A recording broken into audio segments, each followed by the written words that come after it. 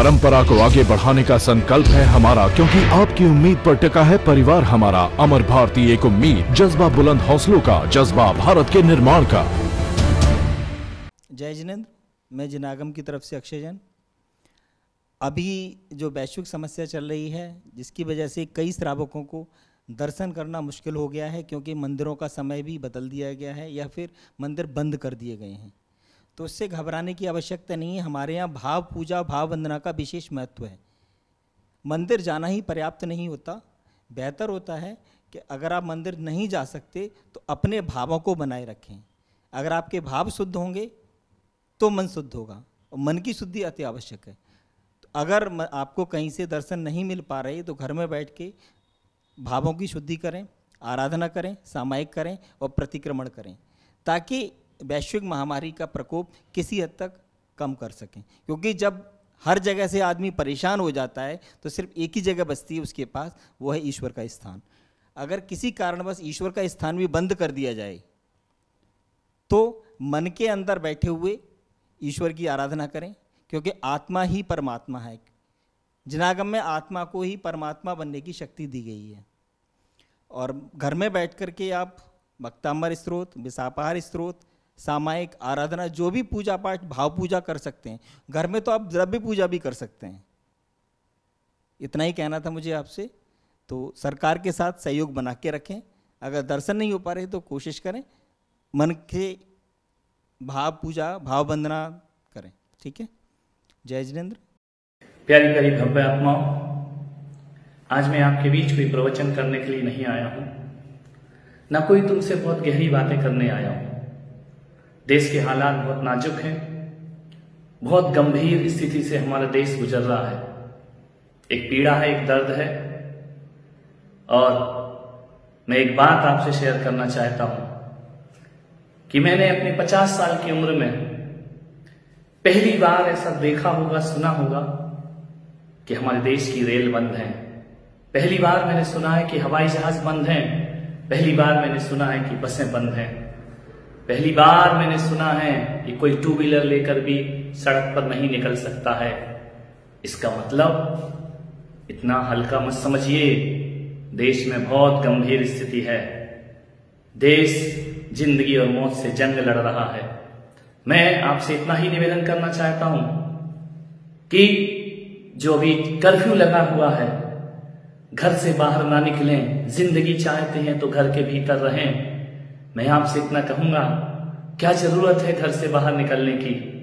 हमारे भारत को एक जंग लड़ना है, एक महामारी से। हम उस देश के लोग हैं जहां भगवान ऋषभदेव को एक दिन नहीं, 2 दिन नहीं, 1 वर्ष तक भोजन नहीं मिलता है, आहार नहीं मिलता है। सोचो ऋषभदेव भगवान कैसे रहे होंगे।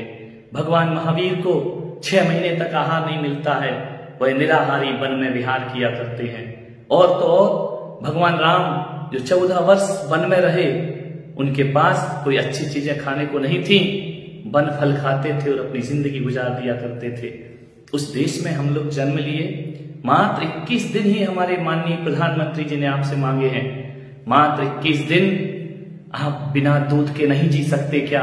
मात्र 21 दिन क्या बिना सब्जियों के नहीं जी सकते हैं? जी सकते हैं। हम भारत के लोग हैं। हम जर्मनी नहीं हैं, हम इटली नहीं हैं, हम चाइना नहीं हैं, हम अमेरिका नहीं हैं। हम संयमी लोग हैं, हम तपस्वी लोग हैं। मैं आपसे इतना ही निवेदन कर रहा हूं, मात्र 21 दिन का साथ दीजिए।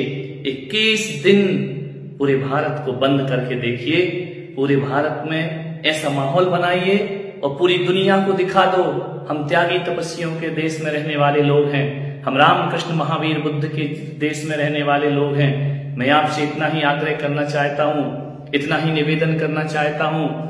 पर्युषण में हमारे यहाँ महिलाएं, हमारे पुरुष वर्ग 10-10 दिन बिना भोजन के रहते हैं। मैं कहता हूं इस बार पर्युषण ये मान करके चलो कि 21 दिन का पर्युषण पर्व आया है।